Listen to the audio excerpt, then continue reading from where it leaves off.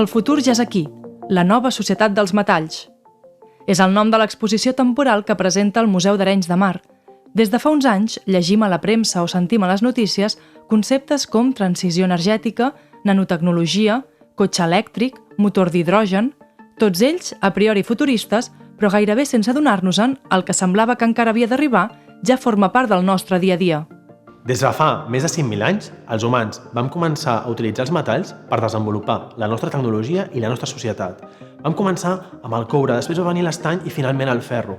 I fins començaments i finals del segle XX, els combustibles fòssils com el gas natural, el carbó o el petroli han gestionat tota la nostra economia i la nostra societat. Però això ha de canviar. Ens trobem en una crisi climàtica sense precedents i, per tant, hem de fer un salt endavant, hem d'evolucionar.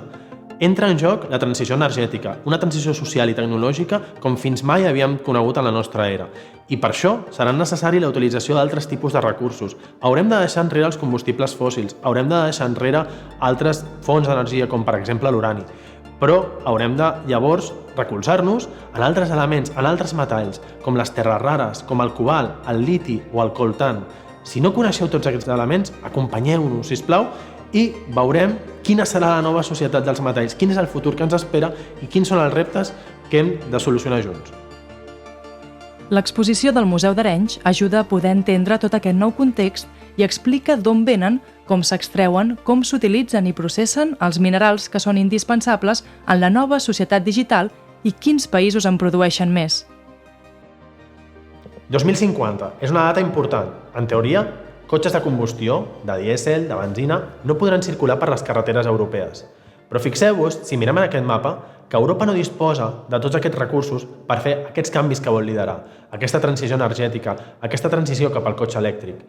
Europa no té metalls, no té recursos de terres rares, ni de liti, ni de coltan, ni de cobalt, i és esclava, d'alguna manera, d'altres països que sí que disposen d'aquests recursos. Xina, Rússia o la República Democràtica del Congo són països que contenen aquests recursos i que lideren el comerç d'aquests elements tan importants per fer tots aquests canvis. Com podrà liderar llavors Europa una revolució verda, una transició energètica, si no disposa dels elements per fer-ho? Doncs això és un dels reptes que s'han de superar en aquest futur. Ens endinsem en una era on toca evolucionar. Un dels grans canvis serà la fi dels combustibles fòssils, però això ens portarà a dependre molt més d'altres recursos, els metalls. A l'exposició coneixerem alguns dels elements clau que, per les seves propietats i aplicacions, marcaran el futur de la societat durant els pròxims anys. Un dels grups d'elements químics claus per liderar aquesta transició energètica són les terres rares.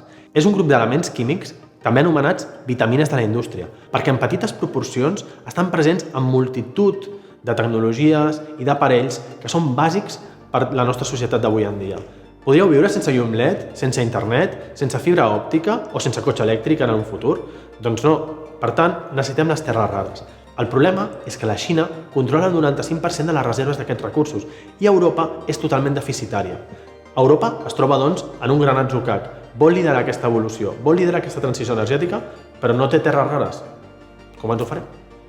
Una línia del temps ens donarà perspectiva per veure com ha evolucionat l'ús dels metalls al llarg de la història i del moment en què ens trobem ara mateix en la nostra societat.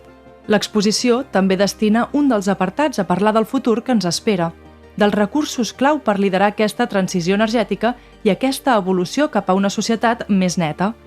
Per aconseguir-ho, serà bàsic seguir el concepte de les 3 R's: reduir-ne el consum, reutilitzar per augmentar la seva vida útil i reciclar fent servir el metall d'aparells i dispositius que ja no serveixen. També haurem de buscar noves fonts d'aquests recursos.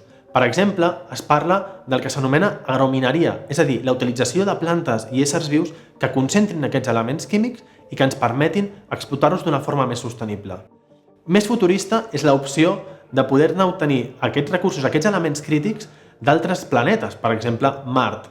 Això és una opció que actualment no és viable, però que en molts casos forma part de l'imaginari col·lectiu. Però el que sí que és una mica més tangible és pensar en que 2/3 del nostre planeta són aigua. I, per tant, totes aquestes fonts de recursos poden estar emmagatzemades al fons dels nostres oceans. Això no és ciència-ficció. Ja hi ha empreses, ja hi ha governs que es dediquen a avaluar aquests recursos d'elements crítics als fons dels nostres oceans.